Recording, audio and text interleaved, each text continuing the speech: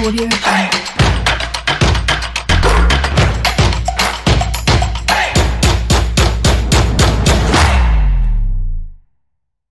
C'est une page du football allemand qui se tourne à 35 ans. Bastian Schweinsteiger raccroche les crampons. Retour sur la carrière XXL d'un des meilleurs milieux de terrain au monde. La Belgique, première nation qualifiée pour l'Euro 2020. Les Diables Rouges atomisent Saint-Marin 9-1. Tout le calendrier des rencontres de la 6e journée des éliminatoires dans Plateau Foot Europe. PFE braque les projecteurs sur le déclin des clubs mythiques, notamment Marseille, Milan AC et puis Manchester United, devenus presque des clubs ordinaires sur le vieux continent. Comment cela s'explique-t-il? Les spécialistes donnent leur avis dans le débat. Salut Michel Takpa. Bonjour Angelo, bonjour à tous. Ça fait un moment, vous allez bien j'espère. Oh, je vais très bien cher et ça fait plaisir de revenir à la maison. Merci de nous retrouver dans l'émission. À votre droite, c'est également un ami à vous, un ami à nous de tous les jours. Ouais. Armel Ouaba, salut. Bonjour Angelo. Comment tu vas? Je vais très bien. En pleine forme. Hein? Ouais, on attend en studio Sa Majesté Fifi Assobavi et Ezekiel Aïe Ataï. Sa Majesté Pélagie Mekoum est à la mise en onde. La vidéo de cette émission est l'affaire d'Elom Adovon à retrouver sur le www.radiosportfmtg.com. Je suis Angelo Folikwe. Bonjour à toutes et à tous. Salut sportif, bien évidemment. PFE 589. Toutes les infos du foot européen, c'est parti. Le premier sujet, il s'agit justement de la carrière, la fin de carrière d'un certain Bastian Schweinsteiger. Michel Takpa, Bastian Schweinsteiger, à 35 ans, il a décidé de mettre fin à sa carrière de footballeur. Qu'est-ce que vous retenez de ce joueur allemand? On peut dire déjà qu'à 35 ans, il avait encore tellement de choses à apporter au football, quand on sait déjà que certains joueurs ont l'habitude de tenir le coup jusqu'à 40 ans, voire 42 ans. Mais Bastien a attiré sa révérence, il a tellement apporté au football. Son histoire est scotchée plus au club de la Bavière, le Bayern de Munich, où il a passé 13 ans. Déjà, il a gagné des titres avec le Bayern et le summum, c'était la Ligue européenne des champions, remportée en 2013, si je ne me trompe pas. Et puis après le Bayern, il y a Manchester United, où avec José Mourinho et toute sa bande, en 2017, il a remporté la Ligue Europa. Et puis il est parti en exil doré, si on peut le dire, aux États-Unis. Voilà, c'est quelqu'un qui a marqué véritablement l'histoire du football moderne. Élégant joueur, milieu du terrain, capable non seulement de défendre, mais aussi d'apporter des touches offensives et de marquer surtout. Il va sans doute nous manquer plutôt. En tout cas, quand on voit le message qu'il a déjà envoyé à ses fans, il dit qu'il est toujours au niveau du football, il est accroché à ce football. Je ne serais pas surpris de le revoir au Bayern de Munich. Ah oui, voilà que le tableau peint par Michel Takpa. Oui. Il y a certains qui n'arrivent pas à prononcer son nom. Oui. On va dire simplement Schweini. Oui. Pour vous, Armel, qu'est-ce qu'il représente pour vous dans le monde du football? Ah oui, un grand monument du football allemand d'abord, et puis mondial. C'est le joueur typiquement allemand. Ça, aujourd'hui, on a tendance à l'oublier parce que la jeune génération, avec le roi Sané, Mesut Özil, ce n'est pas vraiment allemand, mais Schweinsteiger, même dans le physique, c'est un Allemand. Quand vous le regardez avec sa chevelure et tout, on sent que c'est un vrai Allemand, pour ne pas dire un peu un nazi. Voilà, toute proportion gardée. Mais dans le jeu, c'est un gamin qui a une lourde frappe, une grosse puissance de frappe, un jeu très très direct. Ça, c'est toujours allemand. Mais j'ai remarqué aussi la fidélité de l'homme. C'est vrai qu'aujourd'hui, on peut citer Manchester United, mais la carrière de Schweinsteiger, on ne la retient pas au niveau d'Old Trafford. Oui. C'est au niveau du Bayern Munich. 13 ans passés. Hein. Voilà, 13 ans passés, et même un tour aux États-Unis, ça c'est plus exotique. Oui. Mais l'âme du garçon, elle est restée au niveau de Munich. Donc toute la fidélité, aujourd'hui, on peut citer d'autres, Totti, même Del Piero. Oui. On peut aussi citer Bastian Schweinsteiger. Et pour terminer, il fait partie des joueurs qui se sont mariés avec des stars. Ah oui. Aujourd'hui, Gérard Piqué, c'est avec Shakira ou encore Emmanuel Icardi, l'ami de Michel Takpa, avec Rwanda. Eh bien, Schweinsteiger s'est marié à Anna Ivanovic, de surcroît une sportive. Exactement. Donc, c'est une qui famille pratique du tennis en Guillemets. Une famille voilà. totalement sportive. Voilà. En tout cas, on rappelle également que Schweini a disputé 3 Coupes du Monde, 3 compétitions de l'Euro. Et puis, comme tu l'as dit, entre-temps, c'est le fameux Graal, c'est la Ligue européenne des champions. Sans oublier la Coupe du Monde 2014 face à l'Argentine. C'était au Brésil, si je ne me trompe pas. C'était au Brésil. C'était le summum. Hein. C'était le summum. Je pense qu'après avoir réalisé une telle carrière, il doit être récompensé. Et 2014 a été pour lui le summum de sa carrière, avec la Coupe du Monde remportée au Brésil face à l'Argentine. Vous avez suivi cette rencontre. Exactement. Je me souviens encore à la TVT, on était ensemble justement. À la TVT. C'était l'époque des retrouvailles ou bien de l'amitié. Oui, elle a commencé par là. Elle a commencé par cela. En tout cas, comme je l'ai dit, c'est un joueur élégant, élégantissime si on peut le dire. Accroché au Bayern de Munich et puis qui est parti aux États-Unis. Il va sans doute manquer à l'équipe nationale d'Allemagne. Vous pensez qu'on va trouver un successeur à Schweini au niveau de la Mannschaft?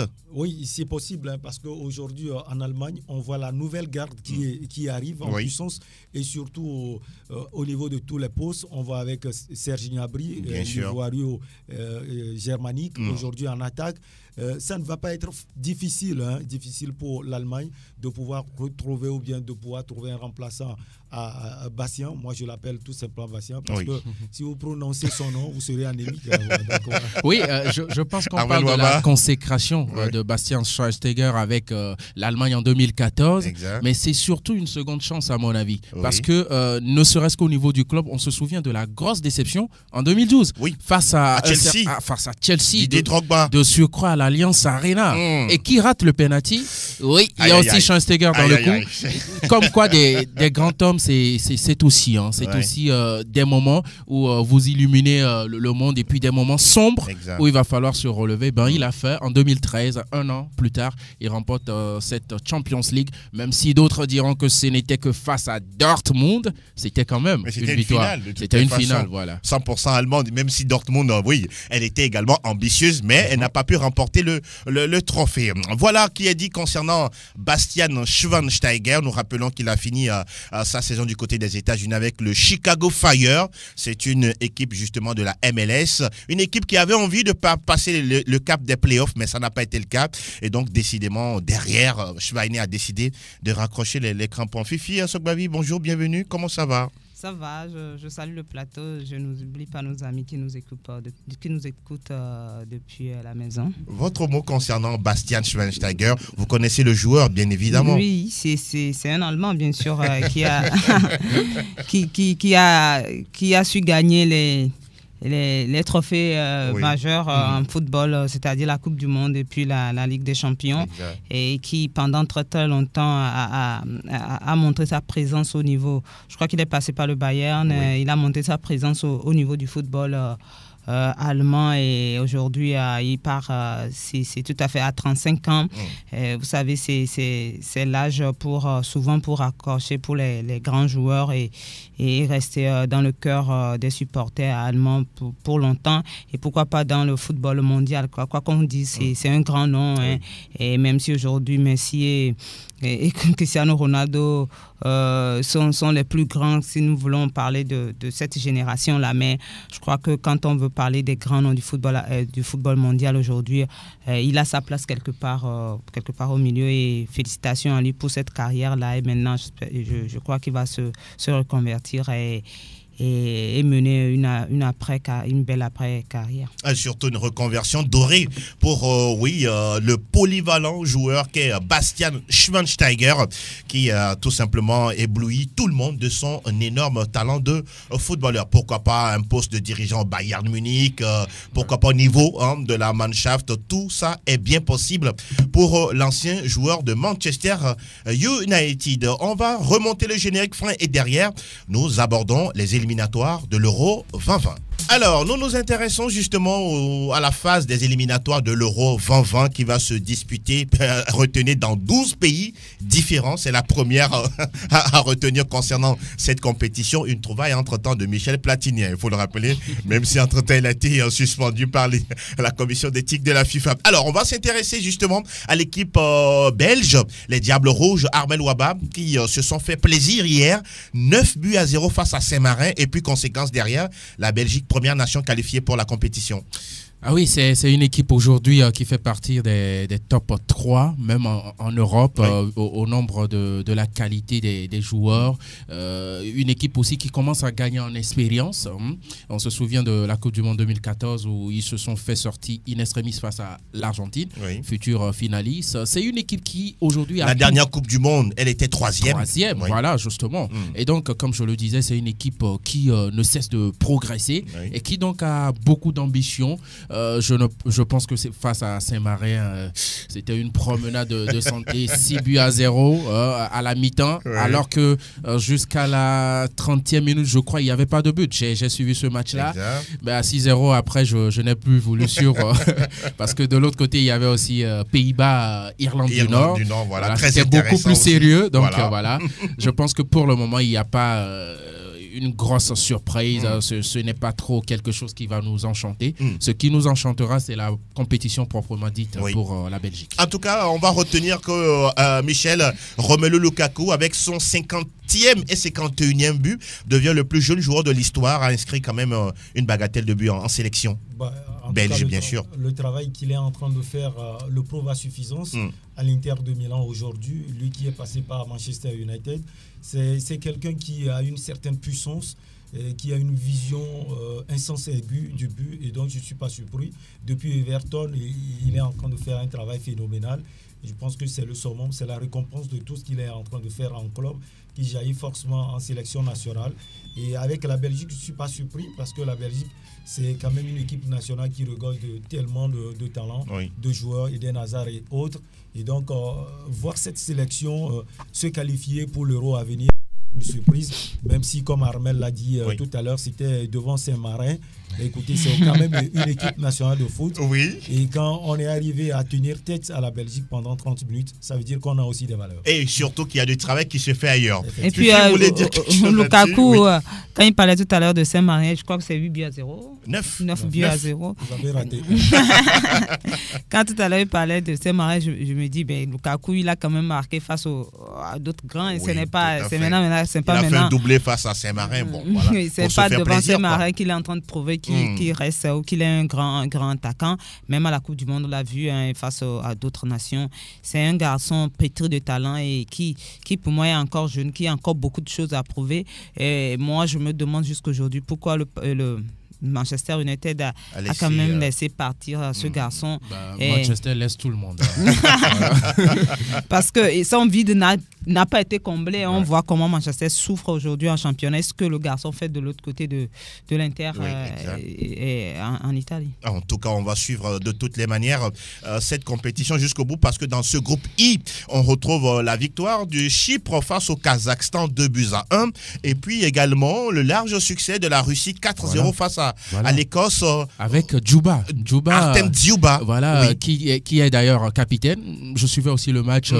C'est aujourd'hui l'homme fort. Curieusement, ce n'est pas... De l'attaque russe. Voilà, ce n'est pas Golovin. Non, pas du tout. Non, c'est Djouba et c'est typiquement russe. Voilà. Djouba qu'on a découvert à la Coupe du Monde récemment. On rappelle que dans cette poule, la Belgique est bien qualifiée avec 21 points, suivi de la Russie, 18 unités. De toutes les façons, la Russie y est presque pour cette qualification concernant cette compétition. Alors, on va s'intéresser à la poule G avec la formation de la Lettonie qui s'est fait battre 3-0 par la Pologne. L'Autriche qui corrige Israël 3-1, puis Macédoine du Nord. Voilà, bon, ce sont des équipes, des sélections qu'on n'a pas l'habitude de connaître, de voir, qui s'est pas baladé, mais qui a battu Slovénie 2-1. La Croatie de Luka Modric, oui, a battu la Hongrie 3-0 et qui fait un pas vers la qualification, puis un but partout entre la Slovaquie et le Pays de Galles. Le groupe qui nous intéresse encore plus, c'est la poule C des Pays-Bas. Ça a été difficile hier, Fifi, mais finalement, ils se sont imposés 3-1 grâce à un doublé de Memphis Depay. Mieux depuis quelques journées en en championnat. Oui. Il fait du bien quand même à cette équipe des Pays-Bas. On suit un peu cette équipe des Pays-Bas depuis leur... je peux aller de renouveau. Depuis quelques... Bon, ils ont disputé la finale de la Ligue des Nations face au Portugal. Et puisqu'ils n'étaient pas là à la dernière Coupe du Monde. Oui, voilà, il n'était pas là. Et la grande absente. Et voilà, donc, mais après, on a vu qu'il y a un travail qui se fait, surtout avec les jeunes, avec l'Ajax, ce que l'Ajax a fait en Ligue des Champions. On a puisé des jeunes là-bas et l'équipe est en train de renaître. On a vu ce que cette équipe a fait face à l'Allemagne. Oui, et aujourd'hui, ce n'est que la continuité du travail. Depay apporte énormément à cette équipe des Pays-Bas. Les Pays-Bas. Armel, après, ce sera Michel. C'est une belle équipe actuellement, une bonne ossature. Elle a eu chaud quand même. Elle a eu chaud, oui. Memphis Depay qui a égalisé à la 80e minute. C'est dans le temps additionnel qu'ils ont marqué deux buts. C'était quand même l'Irlande du Nord en face, une équipe rigueuse, voilà, et tout. Je pense que c'est une équipe qui a une colonne vertébrale aujourd'hui. Virgil en défense, Wijnaldum au milieu, de gros renards, les vieux de la vieille. Frankie de Jong sans oublier. Frankie de Jong et tout, et même Memphis Depay. Justement, parlant de Depay, c'est curieux ce garçon. Comme l'a dit Fifi, en championnat, en club, il est méconnaissable. Mais en équipe nationale, c'est un nouveau souffle. Comment vous l'expliquez-vous? Je ne comprends pas. Il va falloir lui poser la question à lui. En tout cas, il en est à 6 buts et 6 passes décisives. Oh, c'est magnifique. Regardez, voilà. Cette équipe des Pays-Bas, on peut dire un renouveau, vous êtes d'accord là-dessus? Oui, et c'est d'ailleurs ce qui est impressionnant, cette manière pour certains ou bien pour certaines nations de pouvoir se relever aussi vite quand elles tombent. On a vu toutes les péripéties possibles de cette formation batave ou bien l'équipe nationale batave. Mais le travail, comme l'a dit tout à l'heure Fifi, se faisait à la base avec l'Ajax d'Amsterdam, avec le PSV Eindhoven. Il y a l'ossature, Armel l'a dit tout à l'heure, mais autour de l'ossature se greffe de jeunes joueurs qui sont là pour pouvoir pousser l'équipe nationale vers des lendemains meilleurs. Et Ronald Koeman, le sélectionneur, qui fait un travail de titan. En tout cas, il est là, bien en place. Ronald Koeman, lui-même qui a déjà gagné l'Euro 88 avec cette sélection batave. La poule F de ces éliminatoires de l'Euro avec l'Espagne attendue du côté de la Norvège ce soir. Et non, plutôt c'est demain samedi. Les îles Féroé qui reçoivent la Roumanie. Malte, Suède, Fifi, l'Espagne avec leader avec 18 points. Normalement, face à la Norvège, ça devrait passer. Oui, ça devait passer par rapport à la Norvège, face à la Norvège. Mais je mets toujours un point d'interrogation parce que la Norvège aussi n'est pas un petit pays d'Europe, même si ces dernières années, ce n'est pas... Il y a un petit chat qui est là, il faut qu'on arrive à s'en débarrasser. Ce n'est pas aussi flamboyant que ça, mais sur le papier, on dira l'Espagne est le grand favori de cette rencontre. Premier va chercher obligatoirement à consolider cette place pour la qualification future. L'Espagne face à la Norvège. Oui, l'Espagne intouchable à mon avis dans cette poule. Déjà 18 points.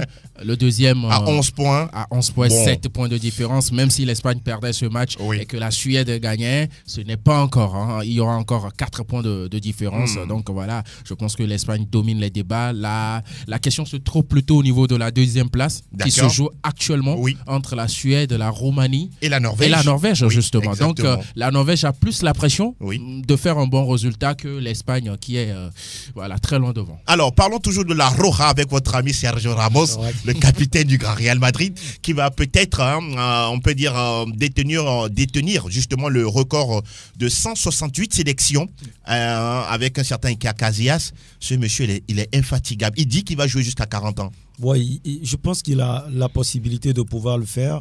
Aujourd'hui, il est un peu âgé, mais quand on le voit sur le terrain avec le Real Madrid et puis avec la Furia, il fait un travail phénoménal.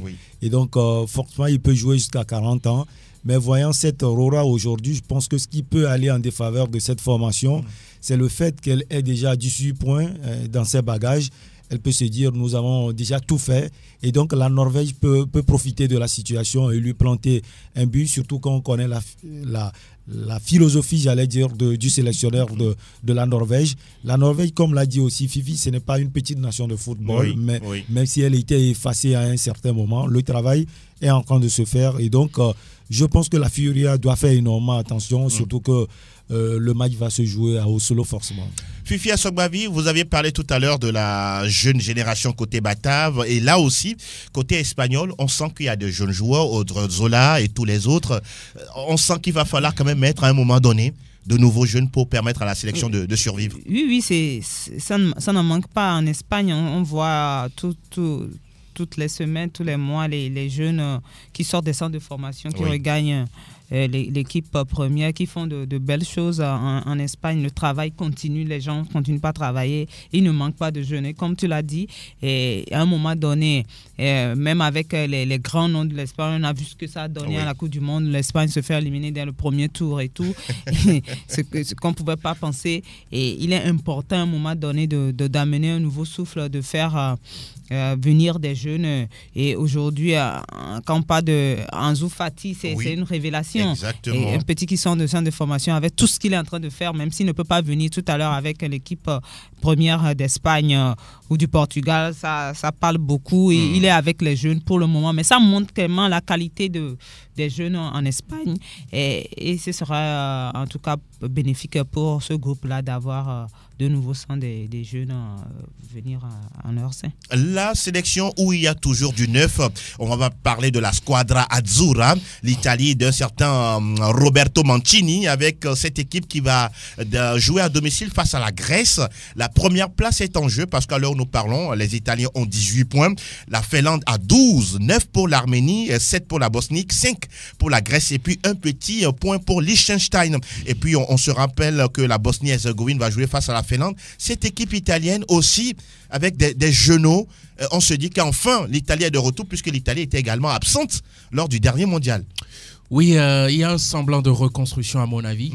Ce n'est pas encore une reconstruction comme on peut espérer d'une équipe comme la grande équipe d'Italie. Oui. Je constate aussi que dans cette poule, oui, l'Italie a 18 points, mais la concurrence, elle est faible. Elle est faible. Il n'y a que la Grèce véritablement qui pouvait avoir... Si elle gagne ce soir face à la Grèce, c'est bon. Oui, c'est bon. Totalement. En plus, la Grèce n'a que 5 points. Oui. Les autres pays, c'est la Finlande, l'Arménie. Seule la Finlande a émerveillé véritablement dans ce groupe. Alors moi, j'attends encore de voir la phase finale, concrètement, pour jauger cette équipe italienne que je ne vais pas juger pour le moment, compte tenu de la faiblesse relative de ses adversaires. En attendant la phase finale, je pense que Roberto Mancini est en train de faire quand même un bon travail à la tête de la Nationale, en s'appuyant sur les joueurs qui jouent forcément en Série A italienne. Oui, justement. Il y a Donnarumma, Leonardo Bonucci qui sera sans doute le capitaine, Ciro Immobile et autres. Autour de la garde ancienne, il y a aussi des jeunes qui viennent en puissance. Et donc voilà, comme Armel l'a dit, on va voir le vrai visage de l'Italie en phase finale. Mais aujourd'hui, on peut applaudir cette sélection parce que déjà, elle est en train de faire un bon travail. Ce n'est pas facile de jouer contre ces petites nations. On les considère souvent comme petites. Mais vous savez, on n'a pas souvent la visibilité sur ces nations. Ce qui fait que le travail qui se fait à la base, on ne le voit pas forcément. Le cas Mario Balotelli, aujourd'hui, on le sent de plus en plus loin de cette nationale normale, logique. C'est Mario lui-même. Vous voulez en parler? Oui, c'est Mario lui-même qui s'est mis loin du football en général et de l'équipe de l'Italie en particulier. Avec ses frasques, il n'a jamais été sérieux, en tout cas pas assez pour faire une grande carrière. Du coup, je pense que toute la chance est passée. Il n'a plus de seconde chance. Il a brûlé toutes les cartes qu'il avait encore pour se montrer véritablement au haut niveau. Donc, à un moment, on pouvait prétendre que Balotelli, avec le sérieux, pouvait être le leader de cette équipe italienne, du moins en attaque. Mais voilà, l'homme, on le connaît. Il a raté sa chance. C'est donc à l'Italie d'aller chercher d'autres attaquants beaucoup plus sérieux, engagés, déterminés à faire le boulot. En tout cas, Mario... Quand on voit le talent en face, il n'y a pas de concurrence. Quand on voit tout ce qu'il peut apporter sur un terrain de foot, l'ancien de Manchester City a tout pour pouvoir aller loin en sélection nationale. Et puis c'est Roberto Mancini même qui l'a porté. Effectivement. Mais comme l'a dit Armel, c'est un joueur qui est plein d'incartades, si on peut le dire, des frasques tous azimuts. Là où, partout où il est passé, on doit entendre parler de Mario du mauvais côté. C'est malheureux déjà à Nice. On pensait à son renouveau, à Marseille également. Mais là, comme l'a dit Armel, aujourd'hui, il est très loin de la nationale. En tout cas, on va suivre de toutes les façons les prestations de la nationale et d'un certain Roberto Mancini face à la Grèce. On va enchaîner avec le groupe A cette fois-ci, la République tchèque face à l'Angleterre. Alors, la question qui me vient à l'esprit, l'Angleterre avec ses flèches d'attaque, Raheem Sterling, Harry Kane et puis Jadon Sancho. Mais curieusement, les deux derniers, c'est-à-dire Harry Kane et puis les deux premiers, Harry Kane et Sterling, Fifi, la dernière fois en club, ça va très très mal pour les deux. Vous pensez qu'ils seront titulaires ce soir pour passer le cap de la République tchèque?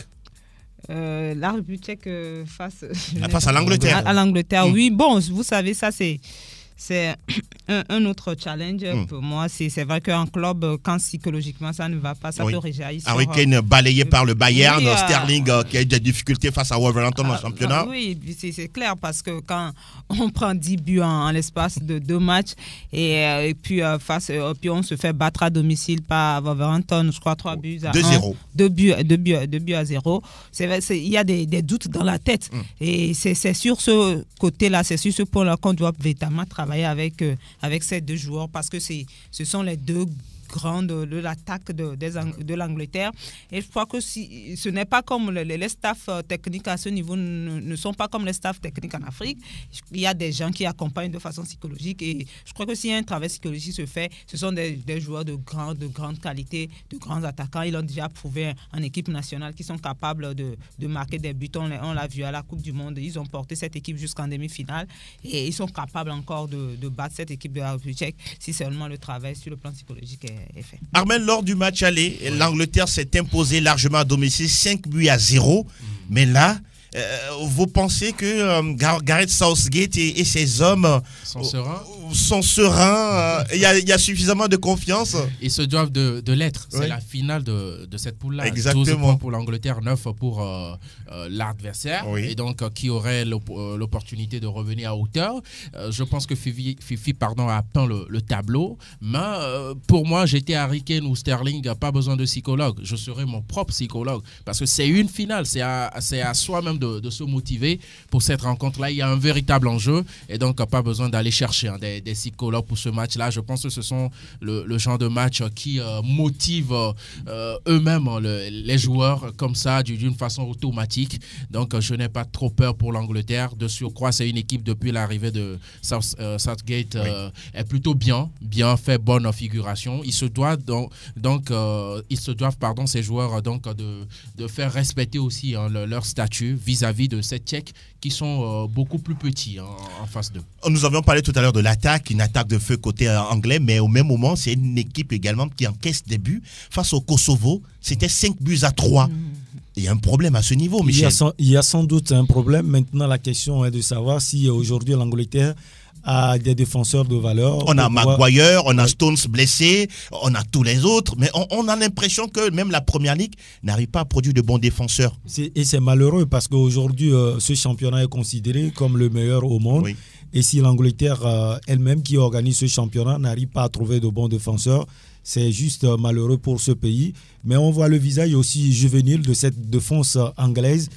Même l'équipe tout entière est composée de quelques valeurs qui sont très jeunes d'ailleurs. Oui. Et autour de ces valeurs se greffent aussi des gens précités tout à l'heure qui forcément ont des soucis psychologiques, mais ils doivent savoir que voilà, c'est un match de l'équipe nationale. C'est aux antipodes de ce qu'ils vivent forcément en club.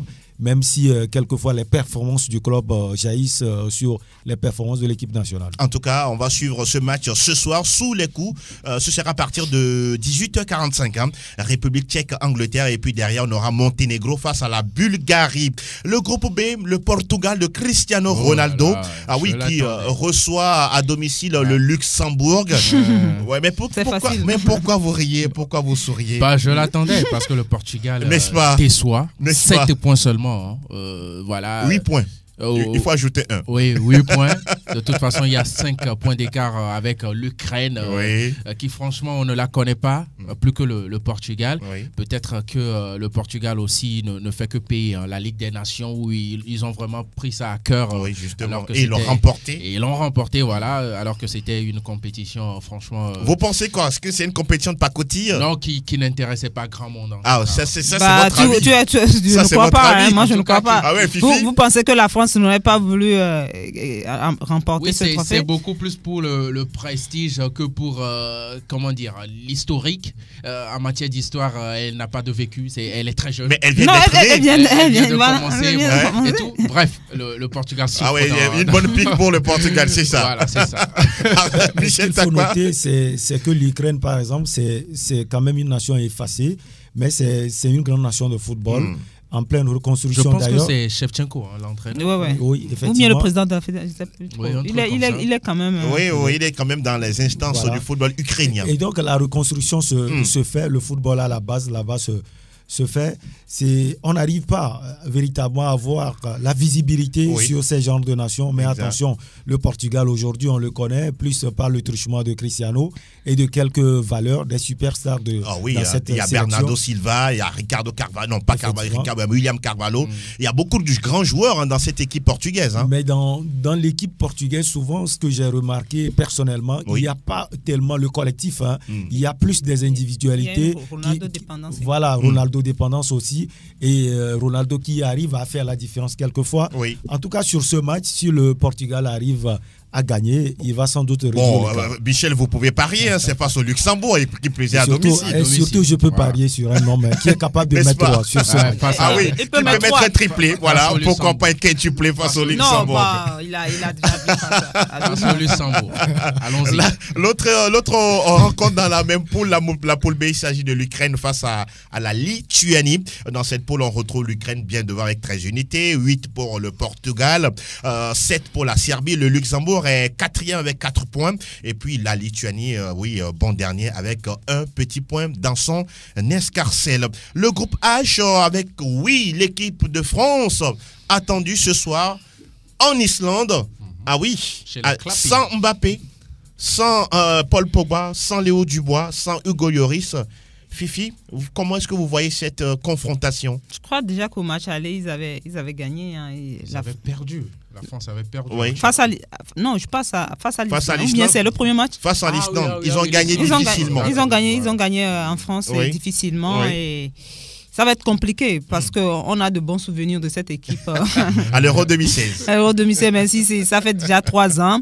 Et qu'après, l'Islande a du mal à enchaîner, à se mettre véritablement dans la danse. Et ça reste quand même un match compliqué pour la France en déplacement sans Mbappé. Il y a trop de monde sans Hugo Lloris. Il y a plusieurs joueurs qui ne sont pas là. Ce sera compliqué. Mais en même temps, cette équipe de France regorge aujourd'hui beaucoup de talent. Il faut avoir le courage de dire ils ont de bons jeunes joueurs qui sont capables de tout à tout moment.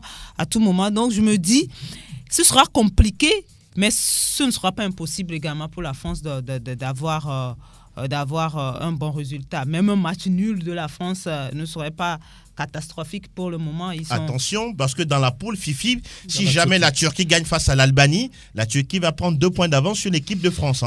Donc, elle ne doit pas perdre. Elle ne doit pas perdre, n'est-ce pas? Elle ne doit pas perdre. Au pire des cas, match nul. Match nul, c'est pourquoi je dis même un match nul, ce ne sera pas catastrophique pour cette équipe de France. D'accord. Mais attention, ils ont déjà perdu en déplacement lors de ces éliminatoires. C'est pourquoi ils doivent vraiment faire attention. Il faut le préciser. Michel? Oui, je pense que c'est une équipe de Strakma Okar, c'est l'équipe d'Islande qui fait tout en bloc. C'est ce qui est impressionnant. C'est ça. Ils défendent ensemble, ils attaquent ensemble. Et je pense qu'ils ont été auréolés par leur participation à la récente Coupe du Monde. Exact. Un petit pays avec moins d'1 million d'habitants, mais qui fait de bonnes choses. Et donc, en face, on a une équipe nationale de France déplumée de quelques valeurs, certes, Hugo Lloris, Mbappé et autres. Mais comme l'a dit Fifi tout à l'heure, la France a des valeurs sûres pour pouvoir remplacer au pied levé ces joueurs. Et donc, moi, je dirais que ça va être une rencontre difficile pour la France. Mais au forceps, je vois la France passer. Alors, Armel Waba, le cas Giroud nous intéresse. Olivier Giroud, très peu utilisé par Frank Lampard à Chelsea. Également, plus ou moins critiqué en équipe de France. Mais à l'heure où nous parlons, c'est le 3e meilleur buteur en activité de l'équipe de France. Vous le voyez titulaire ce soir, à côté de Griezmann? Oui, je le vois titulaire. C'est le mal compris, Olivier Giroud, de ce football français. Quoi que l'on dise, ce n'est pas de la trempe de Benzema côté talent, mais c'est quand même le 3e meilleur buteur de l'équipe de France. Il titille les Platini, les Thierry Henry et tout ça, et ça c'est remarquable. Moi, ce que j'adore, c'est le mental de ce garçon-là. Quoi que l'on dise, il continue de faire son chemin. Je pense qu'il a quand même prouvé sa fidélité à Deschamps, et Deschamps aussi sa fidélité à Olivier Giroud, parce qu'à un moment on le criait, mais Deschamps ne l'a jamais changé. Par contre, ce qui va changer, c'est que si cette mauvaise passe à Chelsea continue, à un moment, je crois que Deschamps, grand pragmatique qu'il est, il va mettre Olivier Giroud sur le banc, parce que quand même, les joueurs pour le remplacer, ça ne manque pas dans cette équipe de France. Fifi, votre avis sur le cas Giroud? Bon, Giroud, il n'a pas beaucoup de temps de jeu. Il ne joue pratiquement plus avec Chelsea cette saison. Abraham lui a totalement barré la voie. Mais on l'aime beaucoup en équipe de France. Et souvent, quand il est là, il ne déçoit pas les sélectionneurs. Il y a certains joueurs qui sont comme ça. Et ils sont bien quand ils viennent en équipe nationale où ils apportent beaucoup. On ne peut pas faire sans eux. Mais en club, ils n'ont pas le truc. Moi, je crois que du moment où on lui fait confiance et s'il a la confiance de son coach, il va pouvoir apporter à cette équipe. Surtout que Mbappé, par exemple, ne va pas jouer. Il y a certains joueurs clés qui ne seront pas là. On peut continuer par compter sur Giroud. Alors, la question que je vais poser tout à l'heure, vous répondez par oui ou par non. Michel Takba, l'équipe de France est-elle meilleure sur le terrain sans Paul Pogba? Oui. Armel Waba? Non. Fifi? Non. Ça fait 2-1. Ouais. Bon, de toutes les façons, l'équipe de France jouera ce soir. Il est au milieu de nous. On suivra cette rencontre face à l'Islande à partir de 18h45 temps universel. L'Andorre, bien la formation d'Andorre sera face à la Moldavie. Et puis, oui, un face-à-face intéressant. La Turquie qui reçoit à domicile l'Albanie. Parce que dans cette poule, la Turquie est leader avec 15 points. 15 unités également pour l'équipe de France. 12 pour l'Islande. 9-3-0 pour l'Albanie, la Moldavie. Et puis, l'équipe d'Andorre. Donc, vous voyez que le groupe est très très serré, surtout en haut de tableau. La France doit véritablement faire attention à cette équipe pour ne pas vivre le syndrome d'un certain octobre 93, lorsque la France a loupé la qualification pour le mondial. 94. Vous étiez déjà né? On verra après. Alors nous terminons justement ce parcours des éliminatoires de l'Euro 2020 avec le groupe D, la Géorgie qui joue face à l'Irlande et puis le Danemark qui reçoit la Suisse. Dans cette poule, c'est l'Irlande qui patronne, on peut dire, le groupe avec 11 unités, 9 pour le Danemark, 8 pour la Suisse, 4 pour la Géorgie et puis 0 pour Gibraltar. Voilà, exactement. Le mot, il est bien placé. On va suivre de toutes les façons tous les matchs et on vous donnera les résultats lundi dans l'émission Plateau Foot Europe. Fini justement pour cette campagne de l'Euro 2020. Cette fois-ci, nous faisons le débat des spécialistes.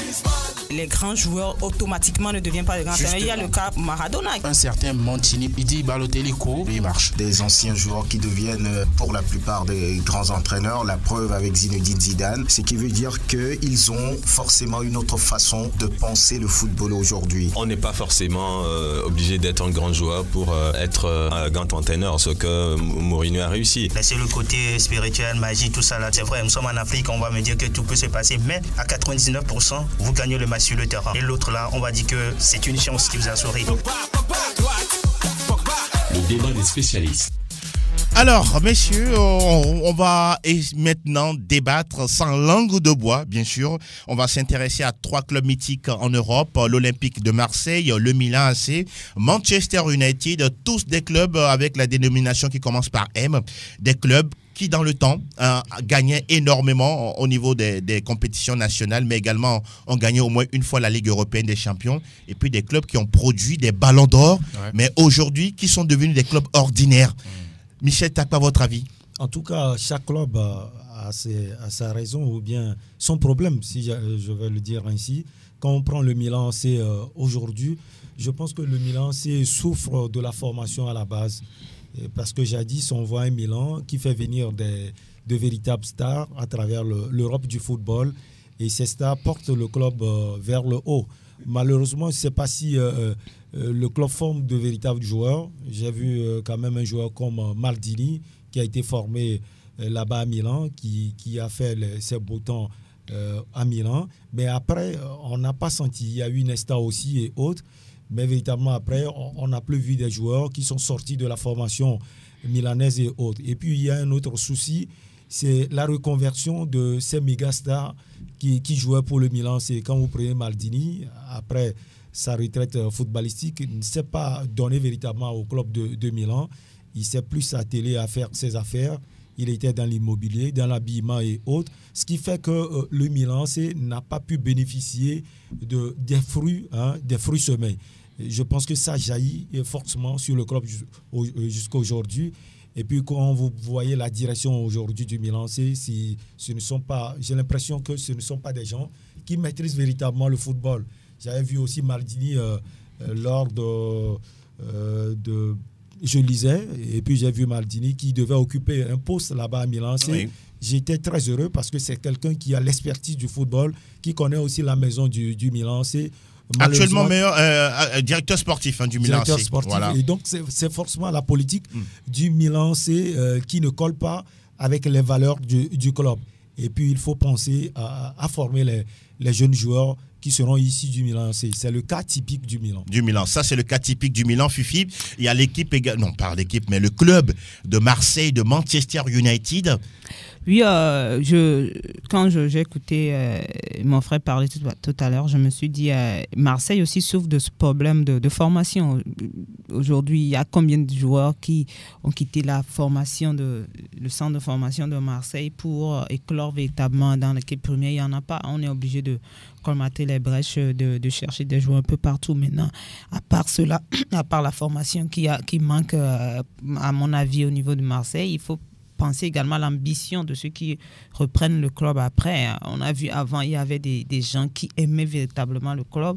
Et c'est vrai que je ne me rappelle pas trop de l'année. Je sais que c'était en 93, ils ont gagné. La dernière fois, en 93, la Ligue des Champions. Je n'ai pas très suivi à l'époque parce que j'étais un peu jeune, je n'ai pas très suivi, mais je sais quand même qu'à l'époque... C'était Bernard Tapie qui était président. Bernard Tapie, voilà, ce sont des gens qui ont véritablement donné un amour fou à cette équipe-là et qui travaillent réellement pour relever le niveau de l'équipe. Maintenant, ceux qui prennent l'équipe après. Aujourd'hui, on a des Américains qui sont là, qui, pour eux, leur ambition, c'est d'abord l'argent. Oui. Mais ce qui est regrettable, c'est qu'ils n'investissent pas pour avoir de l'argent en retour. Et ce ne sont pas des passionnés du club, en fait. Ce ne sont pas des gens qui aiment véritablement le club pour... Ils ne connaissent même pas l'histoire du club. Voilà, qui ne connaissent pas l'histoire du club, qui veulent vraiment relever le club. Non, mais ce sont des gens qui veulent faire des affaires après tout. Et ils n'investissent pas. Aujourd'hui, quand on n'investit pas dans des clubs, on ne peut pas avoir des résultats. Même ceux qui investissent là, vous voyez le Paris Saint-Germain, vous voyez Manchester City, qui ont investi des millions, des milliards dans ces clubs-là. Oui. Jusqu'à aujourd'hui, on n'a pas encore la Ligue des Champions. Maintenant, quand on n'investit pas du tout, on ne peut pas avoir les résultats. Et tant qu'on ne fera pas comme ça, Marseille sera là et ne pourra pas se relever. Maintenant, si je veux parler un peu du cas de Manchester United... Parlez beaucoup de son cas, pas peu. Parlez beaucoup de Manchester. Je vais parler de Manchester United parce que c'est un club qui me tient vous aimez vraiment après le Paris Saint-Germain. Mais quand je prends ce club-là, on a l'impression que le vieux est parti avec l'âme de l'équipe. Vous parlez de Sir Alex Ferguson. Sir Alex Ferguson qui a fait beaucoup de choses, a beaucoup donné à cette équipe de Manchester. Et pendant tout son parcours, vous avez vu ce qu'il a apporté, les médailles, les Champions League, les coupes nationales. Voilà. Maintenant, c'est comme si à ce niveau-là, relève n'a pas été préparée véritablement pour qu'à son départ, pourtant, il y a eu des entraîneurs qui sont passés par là. David Moyes, Ryan Giggs a fait l'intérim, Louis van Gaal, José Mourinho. Voilà, c'est pourquoi je parlais de base et de relève. J'ai l'impression que il était là, il avait un groupe et après, quand il s'est rendu compte que ça s'effritait, que ça ne pourrait plus comme ça était quand il était là, il a préféré partir en ce moment. Et ça a commencé à tomber, à chuter. Parce que quand on dise, on ne peut pas rester comme ça tout le temps. C'est le plus difficile. On ne peut pas rester au haut niveau tout le temps. À un moment donné, les équipes chutent. Et c'est ce qui est arrivé à Manchester United. Maintenant, quand l'équipe a commencé à chuter, on n'a pas su le relever, on n'a pas su la relever également parce que il y avait des successions d'entraîneurs. On était encore un peu dans la nostalgie. Mauvais casting des joueurs. Mauvais casting des joueurs. Et comme on n'arrivait plus à vivre ce qu'on vivait avant, on voulait rapidement changer. Je crois qu'à un moment donné, Manchester United doit s'arrêter. C'est un club qui a beaucoup d'argent, doit revoir le casting au niveau peut-être de l'entraîneur, mais doit revoir également le casting au niveau des joueurs et doit se donner un temps. Peut se dire, dans 5 ans, je veux rebâtir l'équipe à ce niveau-là et doit se mettre dans cette durée-là et ne pas vouloir en même temps retrouver le sommet d'un seul coup. Alors, ce sont là les avis de Michel et de Fifi. Armel, j'ai une question pour vous. Aujourd'hui, les clubs dont nous parlons, le Milan, c'est Marseille, Manchester United, ce sont des clubs qui ont énormément de supporters à travers l'Europe, à travers le monde entier. Mais les résultats, ça déçoit complètement. Complètement. Je discutais avec un supporter de Manchester la dernière fois. Je lui ai dit, vous avez désormais un club ordinaire. Pour tous ces 3 clubs, moi j'ai relevé 3 problèmes qui sont à chaque niveau pour les clubs. C'est-à-dire que ces 3 clubs souffrent de ces 3 mêmes problèmes. D'abord, quand vous prenez ces clubs-là dans le temps, ce sont des clubs qui ont eu et des entraîneurs, et des dirigeants, et même des agents de joueurs qui avaient un véritable projet qui était typiquement pour ces clubs-là. Quand vous prenez Marseille, c'était à l'époque Pape Diouf, c'était un Marseillais. Quand vous prenez Manchester, c'était Sir Alex Ferguson, c'était un Mancunien. Le Milan, Silvio Berlusconi, mais c'était un Milanais. Il avait le projet du club. Deuxième chose, ces clubs ont quand même souffert de l'avenue des clubs riches. Marseille en France avec le Paris Saint-Germain qui a complètement effacé le club. Le Qatar qui est passé par là. Le Qatar, en Angleterre, c'est Manchester City, le même club de la même ville, le club rival, qui a complètement effacé United. Et au Milan AC, on a quand même la Juventus qui a été réformée financièrement, qui est devenue toute puissante. Et le troisième problème pour moi, ce club-là n'a pas laissé des joueurs qui ont des âmes. À l'époque, on avait des joueurs qui avaient l'âme du club. Gennaro Gattuso, je me souviens encore, Maldini. Il y avait d'autres joueurs, Ambrosini, des joueurs typiquement pour le club. Aujourd'hui, quand vous prenez Marseille, vous vous demandez qui sont ces joueurs. Vous ne connaissez pas le 11 type de Marseille? Même pas, je ne veux même pas connaître. Vous ne voulez pas? Je ne veux pas, à part peut-être Gustavo ou Aldir Rami. Gustavo est parti. Rami également est parti. Mais il y a Mandanda. Voilà, peut-être. Quand vous prenez Manchester United aujourd'hui, mais c'est inconcevable. Manchester n'a plus un garçon comme Rio Ferdinand, comme Paul Scholes. Vous pensez qu'aujourd'hui, le football, il y a plus d'intérêt que de projets sportifs?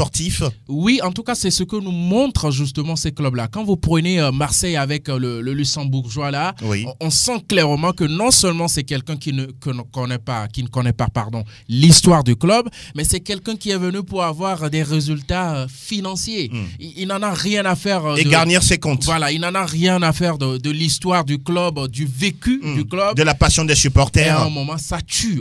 Regardez aujourd'hui la Juve. La Juve s'est consolidée financièrement, mais la Juve a gardé cette histoire-là avec des joueurs. Quand vous prenez Chiellini, c'est un joueur de la Juve. Chiellini, avant de porter le maillot de la Juve, ne s'intéresse pas à l'argent qu'il gagne, mais d'abord à ce qu'il vit avec le club. Quand vous prenez tous ces 3 clubs aujourd'hui, ils ont complètement raté toutes ces choses et donc c'est logique. Et curieusement, pour rentrer un peu dans l'histoire, la dernière fois que Marseille a remporté la Ligue européenne des champions, c'est en 96. La dernière du Milan C, c'est en 2007. Et Marseille en 96? En 93. Ah oui, il est même gentil avec lui. Le Milan C, c'est en 2007. Ouais. Et Manchester United, c'est en 2008. Pourtant, le Milan AC est le 2e club le plus titré en Europe, derrière le Real Madrid. Ça veut dire qu'il y a encore beaucoup de choses à faire sur ce point moderne du football. Armel a soulevé tellement de points tout à l'heure. Mais quand je prends le cas de Manchester United, je pense que c'est le prototype du long règne, des problèmes du long règne. Souvent, on le place en politique. Je pense qu'on en a aussi dans le sport. Dans le sport. quand vous voyez les longs règnes, ça finit toujours par des problèmes. Les pays où il y a des gens qui ont dirigé ce pays pendant 30 ans et autres, après, ce sont des problèmes. Et Manchester, tout à l'heure, Fifi a parlé de ce long règne de Sir Alex Ferguson qui n'a pas eu le temps de préparer la relève.